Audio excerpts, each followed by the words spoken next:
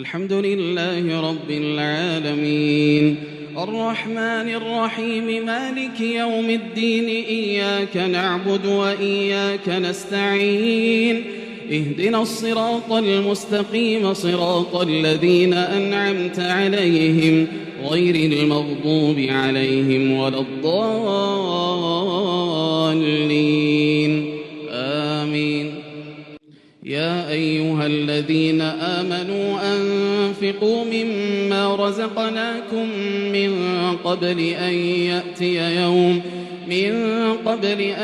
يأتي يوم لا بيع فيه ولا خلة ولا شفاعة والكافرون هم الظالمون. الله لا إله إلا هو الحي القيوم لا تأخذه سنة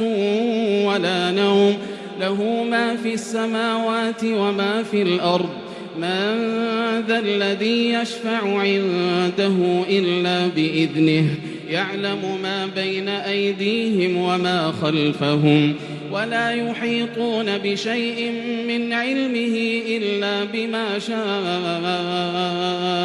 وسع كرسيه السماوات والأرض ولا يؤوده حفظهما وهو العلي العظيم. لا إكراه في الدين قد تبين الرشد من الغي فمن يكفر بالطاغوت ويؤمن بالله فقد استمسك بالعروة الوثقى لا انفصام لها والله سميع عليم. الله ولي الذين آمنوا يخرجهم من الظلمات إلى النور والذين كفروا أولياؤهم الطاغوت يخرجونهم من النور إلى الظلمات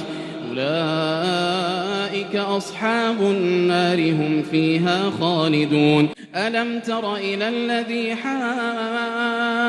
إبراهيم في ربه أن آتاه الله الملك إذ قال إبراهيم ربي الذي يحيي ويميت قال أنا أحيي وأميت قال إبراهيم فإن الله يأتي بالشمس من المشرق فأت بها من المغرب فبهت الذي كفر والله لا يهدي القوم الظالمين. أو كالذي مر على قرية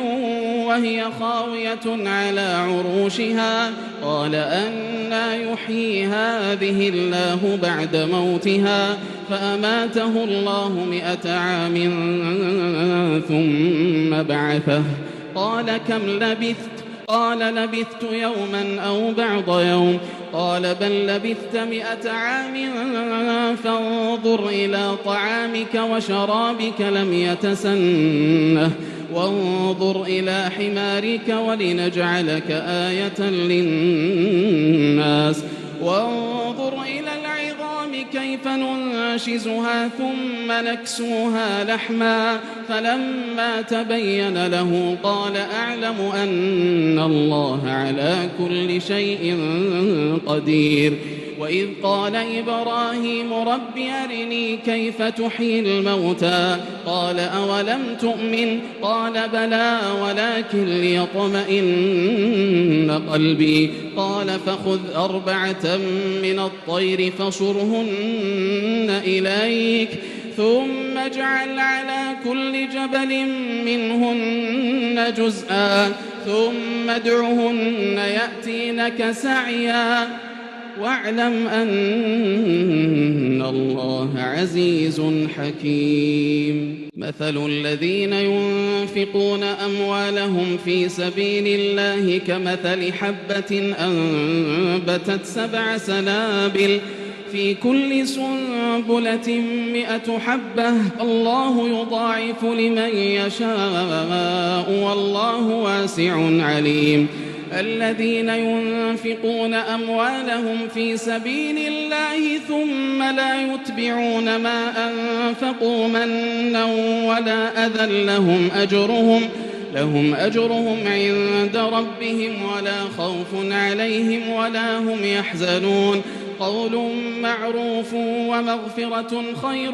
من صدقة يتبعها أذى والله غني حليم. يا أيها الذين آمنوا لا تبطلوا صدقاتكم بالمن والأذى كالذي ينفق ماله رئاء الناس ولا يؤمن بالله واليوم الآخر فمثله كمثل صفوان عليه تراب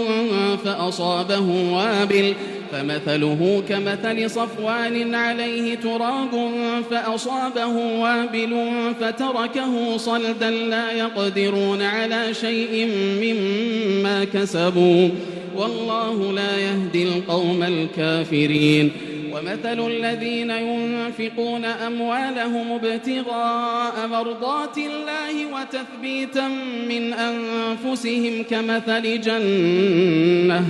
كمثل جنة بربوة أصابها وابل فآتت أكلها ضعفين فإن لم يصبها وابل